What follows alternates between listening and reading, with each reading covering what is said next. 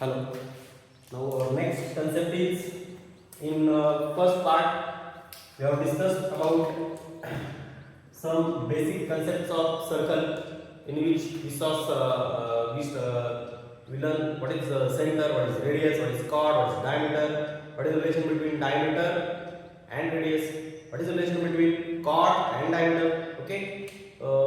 बाकी सगळ्या बेसिक माहिती त्यांनी हे पण माहीत असेल पण मोस्टली हे सांगताना राहून जातं असे स्टेटमेंट बनवू शकतात की काय की which what is the biggest chord of the circle. So diameter is the biggest chord of the circle. Okay fine. These are basic concepts. In next points we have already seen about chord. We have already learned about chords. What is chord? But in our syllabus there are one very interesting concept about chord.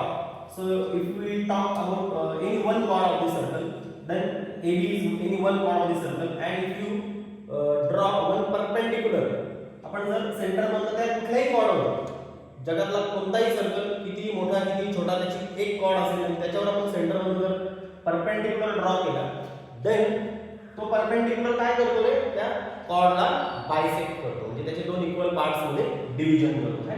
So CT is perpendicular which is on the chord AB, therefore AB is bisected by that CT. So AT and TB is congruent. Therefore याचा अर्थ काय झाला T त्याचा midpoint झाला. Fine. Same आपण PQ मध्ये बघितलं. In next concept we have seen that if एकाच सर्कलच्या जर दोन कॉर्ड आहेत आणि त्यांच्या लेंथ जर सारख्या असतील ज्याला आपण काय म्हणतो कॉंग्रुएंट कॉर्ड्स है. So AB and PQ, suppose AB and PQ are congruent chords, then what happen? Then if AB and PQ are congruent chords, then they are equidistant from the center. तर ज्या chord congruent आहेत म्हणजे AB and PQ या congruent आहेत तर या equidistant असतील या सेंटर पासून. कळतंय का? equidistant म्हणजे काय तर सारख्या अंतरावर असते. कशापासून? सेंटर पासून. कोणत्या प्रकारचा chord तर congruent chords. If AB and PQ are congruent, then they are equidistant. त्यांचं अंतर सारखं असेल. कशापासून? From the center of the circle. Okay. Therefore CT, हा CT सेगमेंट आणि CS हा सेगमेंट आहे. हे काय असतं? कॉंग्रुएंट असतं. येते लक्षात? आणि त्याचा कॉन्व्हर्स दोघांची तरी त्याचा कॉन्व्हर्स काय मी तुम्हाला सांगितलं मी रिपीट नाही करत. नेक्स्ट आपण काय बघितलं? कॉर्ड्स बघितल्यानंतर वी सॉ one very interesting concept about angle.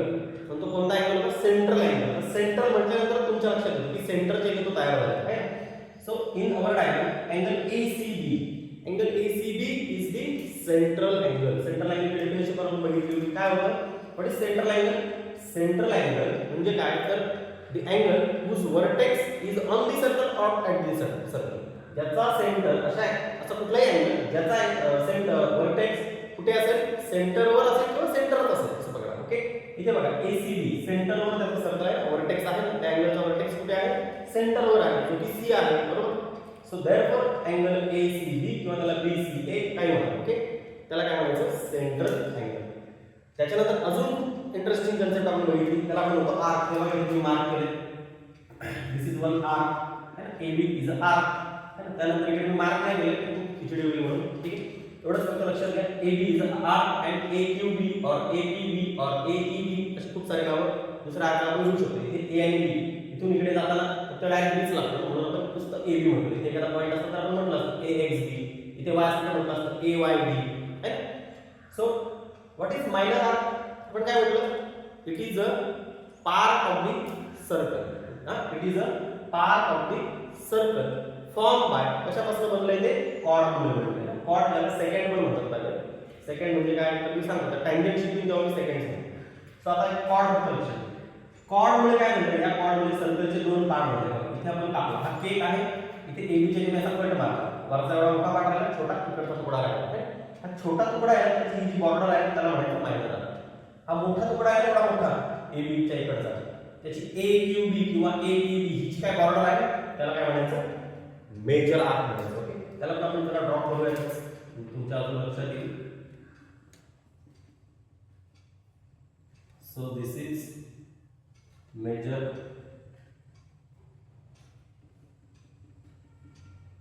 Blue मध्ये जी मार्किंग केली आहे त्याला काय म्हणायचं? Major arc. ब्लॅक मध्ये जी मायनर आर्क. ब्लॅक मध्ये जी minor arc. Done. So arc म्हणजे काय सांगितलं मी? मायनर आर्क म्हणजे it is a part of the circle form by, कशामुळे फॉर्म झाले? Form by chord. Okay, and which does not include center. पण ह्या पार्टमध्ये सेंटर नाहीये. हा केकचा तुकडा आपण इकडचा पाडलाय, त्यामध्ये सेंटर येतो का नाही?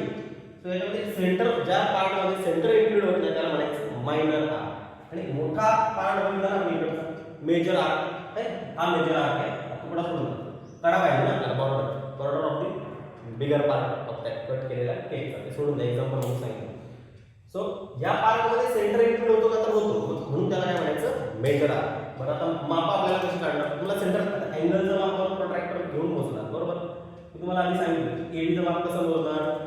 तर त्याला एक ट्रिक आहे किंवा तो एक लॉ आहे असं म्हणा की या एबीचं माप एवढं असतं. हा बेंड जो आहे किती डिग्रीचा बेंड आहे? तर बेंड एकाच ठिकाणी नाही झाला ना, तर इथं पण बेंड, इथं पण बेंड, इथं पण बेंड, इथं पण बेंड आहे. त्याचा रिझल्टंट बेंड करतात ते सोडून द्या सगळं, तुम्हाला त्याची आता गरज नाही.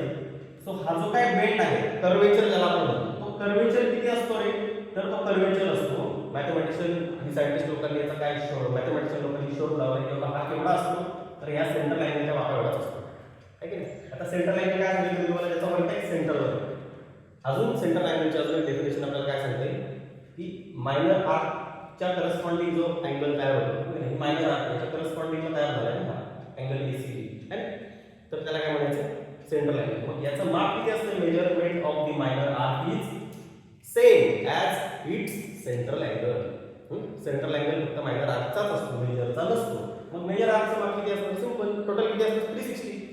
मग 360 मधनं तुम्ही मायनर आर्कचं मेजरमेंट मायनस करा, किंवा असं म्हणू शकता 360 मधनं थिटा मायनस करा. थिटा आणि मायनर आर्कचं माप सारखंच आहे ना. फाईन, इथपर्यंत सगळ्यांना समजलंय. So next concept is important